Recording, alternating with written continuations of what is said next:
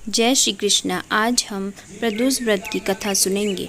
प्राचीन काल में एक गरीब पुजारी हुआ करता था। उस पुजारी की मृत्यु के बाद उसकी विधवा पत्नी अपने भरण पोषण के लिए पुत्र को साथ लेकर भीख मांगती हुई शाम तक घर वापस आती थी। एक दिन उसकी मुलाकात विदर्भ देश के राजकुमार से हुई, जो कि अपने पिता की मृत्यु के बाद दर बदर भटकने लगा था। उसकी यह हालत पुजारी की पत्नी से देखी नहीं गई। वह उस राजकुमार को अपने साथ अपने घर ले आई और पुत्र जैसा रखने लगी।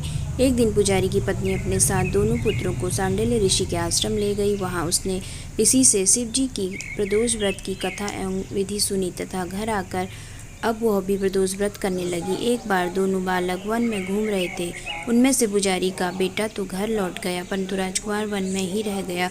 उस राजकुमार ने गंधर्व कन्याओं को क्रीड़ा करते हुए देखा तो उनसे बात करने लगा। उस कन्या का नाम अंशुमति था। उस दिन वह राजकुमार घर देरी से लौटा। राजकुमार दूसरे दिन फिर से उसी जगह पहुंचा जहां अंशुमति अपने माता पिता से बात कर रही थी। तभी अंशुमति के माता पिता ने उस राजकुमार को पहचान लिया तथा उससे कहा कि आप तो विदर्भ नगर के राजकुमार हो ना, आपका नाम धर्मगुप्त है। अंशुमति के माता पिता को वह राजकुमार पसंद आया और उन्होंने कहा कि शिव जी की कृपा से हम अपनी पुत्री का विवाह आपसे करना चाहते हैं।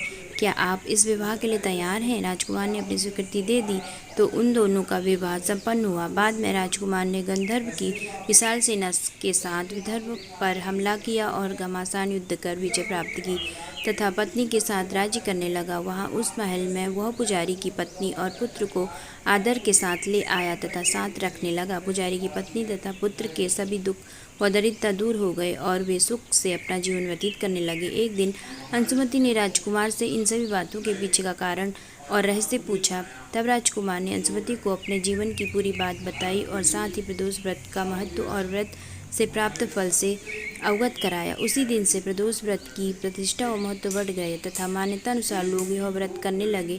कई जगहों पर अपनी श्रद्धा के अनुसार स्त्री पुरुष दोनों ही यह व्रत करते हैं। इस व्रत को करने से मनुष्य के सभी कष्ट और पाप नष्ट होते हैं एवं मनुष्य को अभिष्ट फल की प्राप्ति होती है। धन्यवाद दोस्तों।